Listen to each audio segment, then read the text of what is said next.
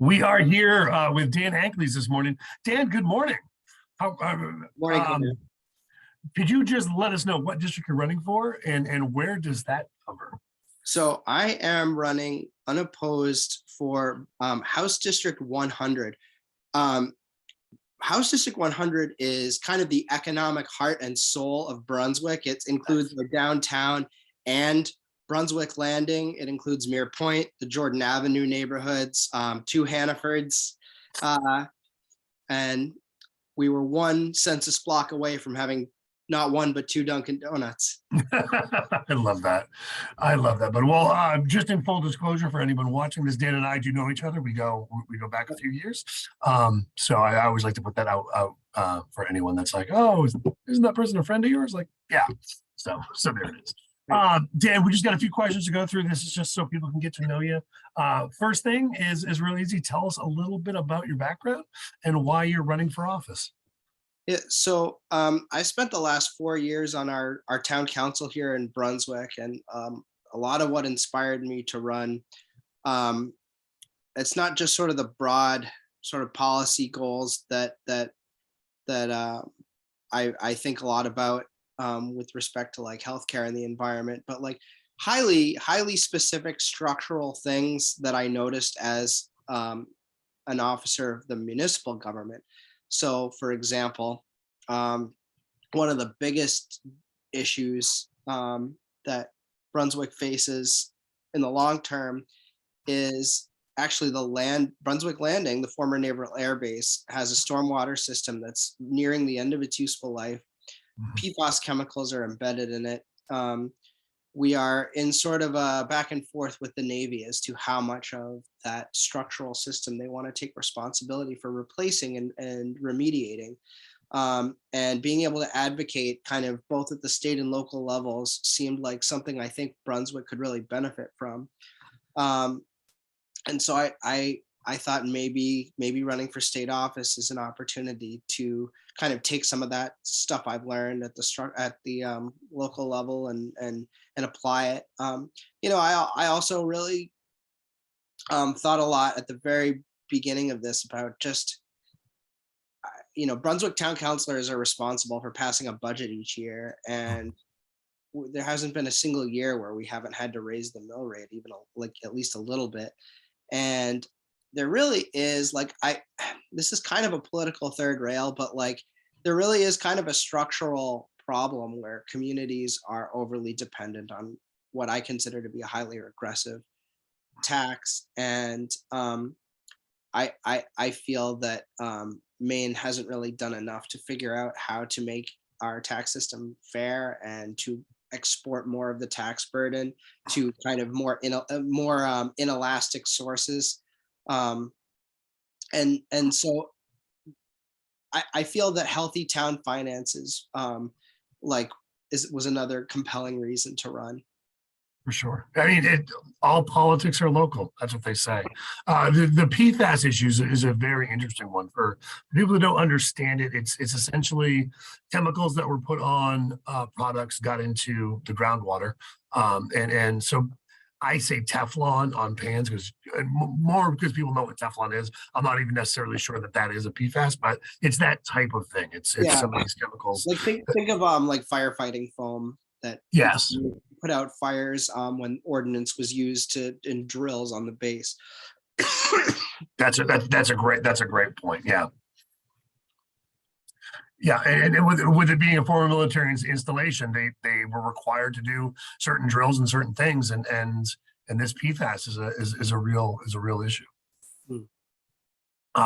So Dan, from there, I love that answer. I love the idea of starting and seeing things at the town level and just being like, I think there's a way to do more, and I really love you're saying that you want to take a fresh look at some of the ways that things have been done, and I think really the pandemic accelerated some things where some of the things that might not have come down the road for another 5 or 10 years, I think got sped up, and really problem solvers are what we need. And so I love that you said that. So question number 3, what are the 3 top issues affecting Mainers right now that you look forward to working on if elected? Yeah, and I think you and I have had a number of conversations about this. The one big thing I'm hearing at the doors. I mean, I hear a lot about climate change at the doors. Mhm. I hear a lot about women's access to reproductive health care at the doors. But the overarching thing that I've heard the most since this campaign started was about and Brunswick's sort of limited availability of a diverse range of affordably priced homes. And I try and phrase that really carefully because it's, I've learned something since getting engaged in the housing debate, and it's not just about using terms like affordable housing. It's about housing diversity and meet and like different ways you can meet employers' needs. And so housing has been a big thing locally. We formed a housing committee. I helped design it. We're working hard towards some core recommendations to the town council to pass some local things. And at the state level, I think following up on what works and what doesn't with respect to the most recent major housing bill, LD 2003. I've heard sort of rumors about potential for a new housing bond or something within the biennial budget. I think one of the, because this question was about three issues, right? Sure, So sure. they're kind of the three I'm thinking of are kind of interrelated. One is that we have like a major employee shortage in a number of critical fields, and one of the reasons that we have the shortage is that they can't find great places to live that they can afford. So I think there's a lot like I know that the chambers tend to be like super free market folks, and I get that. I think the state needs to think more about how it prioritizes its biennial budget to more directly make additional housing available. And I do apologize to your viewers. I'm getting over a cough. No, it's okay. It's going around right now. Dan, I will fill that in a little bit. Yeah, our chamber runs a little different than others chambers do, and we actually started to do some workforce work on this because you are 100% correct. Is the problem with the workforce piece is we have this population of unemployed workers that and some of them want to work, but they have barriers in their way, and that barrier can be housing, it can be childcare, it can be transportation, it can be substance abuse. But workforce development has never really had to look at the societal issues. We've always had more people than we've had jobs, and now we've got more jobs than we've got people. And so Right. now workforce development needs to start getting comfortable with the idea of we need to start looking at what those other barriers are, because that's affecting the workforce, which is something that they've never, had to tackle before. So yeah, absolutely right. Yeah, that's right. And then the third issue, I would say that it's tough because there's so many global origins of this, but really the cost of everything we buy is going up. And there's so many causes of that, so many of which aren't locally sourced. Hold on. I apologize again. Don't worry about it.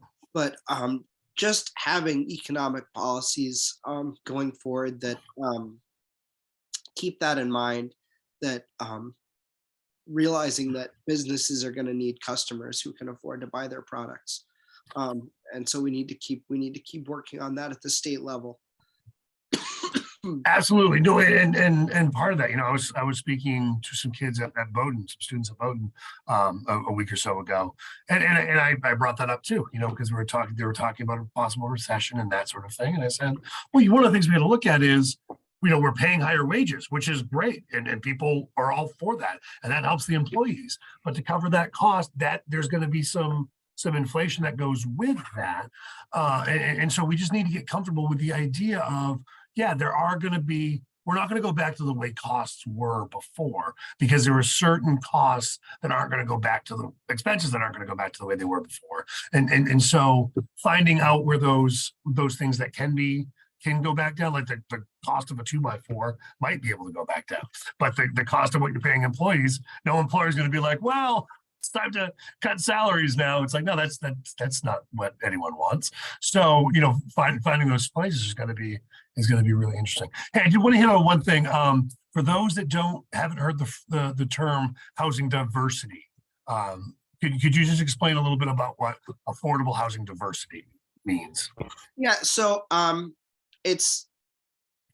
we have various income ranges, right? You have like the area median income, which is tossed out a lot, AMI, and so workforce housing. I mean, each town sort of defines it, and each government entity kind of defines it differently, but Brunswick kind of thinks of it as between 100 and 120% of the area median income. There's more subsidized housing that are for much less than the area median income. And so there's just different types of affordable housing. Yeah. And it's not just about the price range, it's also about the class of housing, like right. Walk up, is it a townhouse, is it an apartment, and can it meet the needs of various configurations of families, whether we're talking about retirees, whether we're talking about young starter home type things, or very young renters, people starting out in a new field, just getting out of their training, that sort of thing. Yeah, no, and the example I give is, God forbid my house burned down, but if my wife and I, if our house did burn down and we got the insurance check, we'd be looking for something in the 275 to 350 range. And if all that's in that range is apartments and townhouses, and we wanted to have a house with a couple of acres like we have now, that's kind of that issue. So yeah. It's interesting because Brunswick is adding a lot of units over the next year or so, but the diversity of those units, again, it's like kind of the same stuff. And so what we're hoping to do is to see how we can not have exclusively market rate walk-ups. Yeah. No, absolutely. Dan, if voters could only know two things about you before they fill out their ballot, what would those two things be?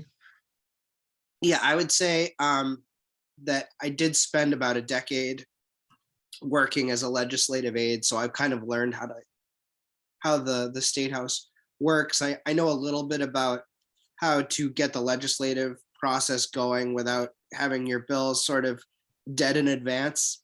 Yeah.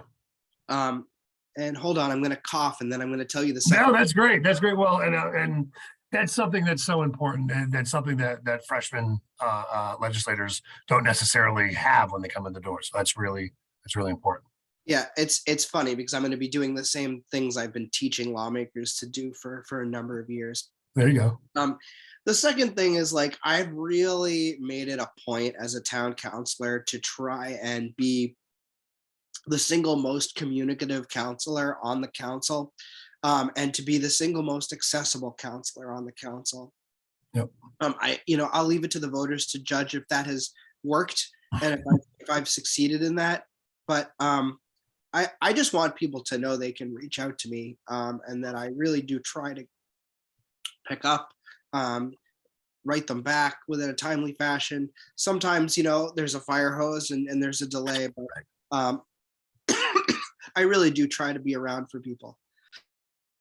Oh, well, Dan, that's awesome. And that's so, I mean, as someone who's known you for a while, that is so clearly something that you do intentionally, in terms of reaching out, in terms of the things that you post, in terms of getting the information to the people. And I know a lot of people do appreciate that. Final question, easy one. If people want to find out more about you, what is the best way to go about that? So I do have a campaign website, but it's not super informative. I would say just call me and email me directly if you want to learn more. The website is danankeles4brunswick.com, but I'll just give you my phone number. It's 756-3793, dankeles@gmail.com, or if it's for council business, dankeles@brunswickme.org. I will have a legislative email in a month or two. But right now they don't have those yet for Canada. No, that's awesome.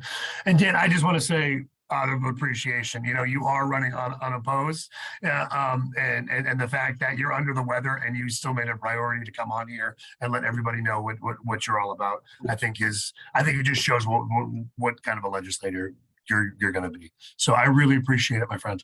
And please, everyone, accept my apologies for all the hacking and wheezing during the course of this interview. I'm usually not like this, I promise. It's just been a rough week. No, it's all good, Dan. And again, I appreciate you taking the time. And I think everyone's had a time when they have been dealing with what you're dealing with. So thank you so much, friend. Thank you, Cory.